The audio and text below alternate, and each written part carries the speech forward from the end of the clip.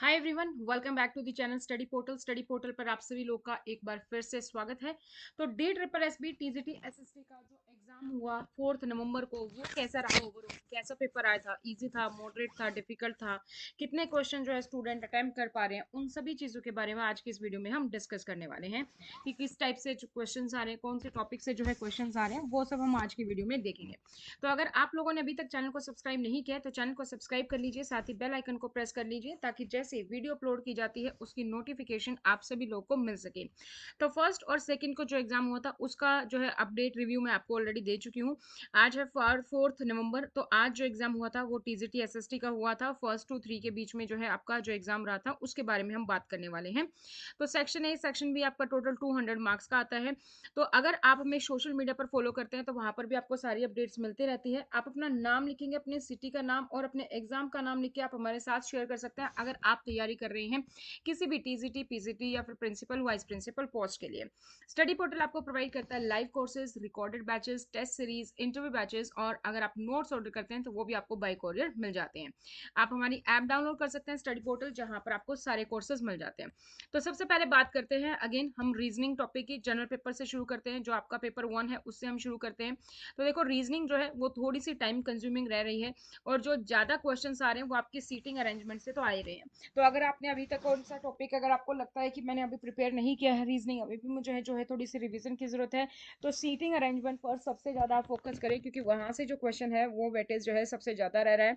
इसके अलावा जो टॉपिक्स हैं वो आपके सिलोनिज्म, वेन डायग्राम, ब्लड रिलेशन से किसी सेट में मिल रहे हैं, किसी सेट में नहीं मिल रहे हैं, तो ये टॉपिक जो है थोड़ा सा कम है अब की बार। लेकिन सीटिंग अरेंजमेंट जो है वो सबसे ज्यादा फोकस में है अब की बार। कोडिंग डिकोडिंग से क्वेश्चन है, अल्फाबेट सीरीज, नंबर सीरीज, वहां से आपके क्वेश्चन है, डायरेक्शन, बोर्ड मास, स्टेटमेंट्स वाले क्वेश्चन, ये सभी आ रहे हैं, जिसमें से वेटेज के लिए आप यहाँ पर सीटिंग अरेंजमेंट, डायरेक्शन, ये जो टॉपिक्स हैं आपका, इन पर सबसे ज्यादा आप जो है फोकस करेंगे। नंबर सीरीज, अल्फाबेट सीरीज, ये क्वेश्चन आपके सबसे ज्यादा हैं और थोड़ा सा टाइम कंज्यूमिंग है। तो देखो, ओवरऑल अगर हम एग्जाम की बात करें ना, तो ओवरऑल एग्जाम में जो बच्चे हैं वो यहाँ पर जो है 90% ही बच्चे होंगे जो कि पूरा पेपर नहीं कर पा रहे, है ना। सिर्फ 5 to 10% बच्चे ऐसे हैं जो पूरा पेपर कर पा रहे हैं, या मान लीजिए गैस वर्क कर रहे हैं, कुछ भी आप मान के चल सकते हैं। तो यहाँ पर आपको रीजनिंग और मैथ में बहुत ज्यादा टाइम लग रहा है, तो आप जो है रीजनिंग और मैथ में जितना हो सके थोड़ा सा टाइम बचाने की कोशिश करें। अगर आपको लगता है बहुत ज्यादा कोई डिफिकल्ट क्वेश्चन है, उसको आप बहुत ज्यादा टाइम ना दें, उसको आप स्किप कर सकते हैं, क्योंकि फिर आपका जो पार्ट 2 है वो वहां पर रह जाएगा, जहां पर कि आप आसानी से इजीली जो है क्वेश्चंस का आंसर दे सकते हैं। तो लास्ट टाइम पर जो बच्चे हैं, कुछ बच्चे जो है सिर्फ 160 तक ही पहुंच पा रहे हैं, कुछ 180 तक पहुंच पा रहे हैं, तो ये जो है वेटेज रहा है। तो क्वेश्चन जो है, देखो, क्वेश्चन का जो एक तरीका है वो भी ऑलरेडी बदल चुका है, क्वेश्चन का जो लेवल है वो भी अप हो चुका है ना। हमारी एनईपी इंप्लीमेंटेशन फेज में है, तो उसके अकॉर्डिंग भी क्वेश्चंस अपडेट हुए हैं। तो स्टेटमेंट्स वाले क्वेश्चंस बहुत आ रहे हैं। तो स्टेटमेंट्स वाले जब क्वेश्चन आते हैं तो आपको पढ़ने में टाइम लगता है, पहले स्टेटमेंट्स है कौन सा उसमें से करेक्ट है उसके अकॉर्डिंग आपको देखना होता है।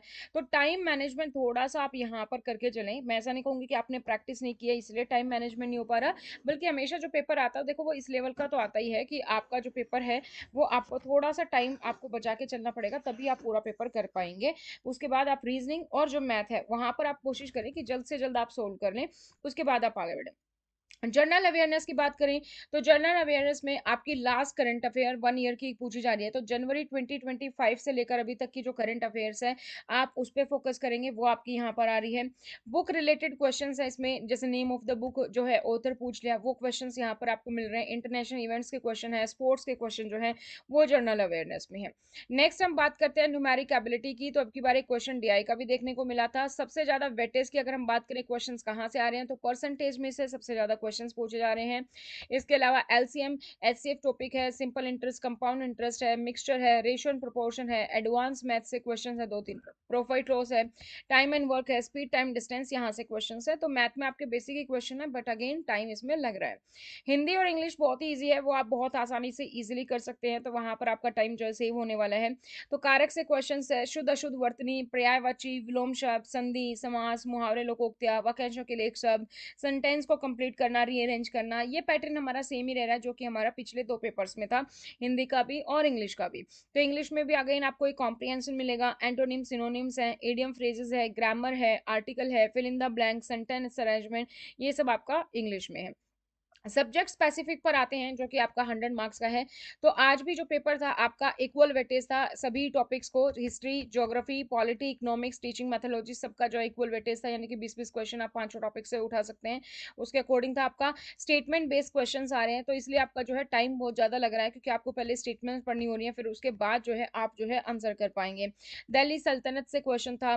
पॉलिटी में सबसे ज्यादा क्वेश्चन कॉन्स्टिट्यूशन से, डेमोक्रेसी से, आर्टिकल बेस्ड जो क्वेश्चन है वो आ रहे हैं, तो उसके अकॉर्डिंग आपको यहाँ पर तैयारी करने की जरूरत है।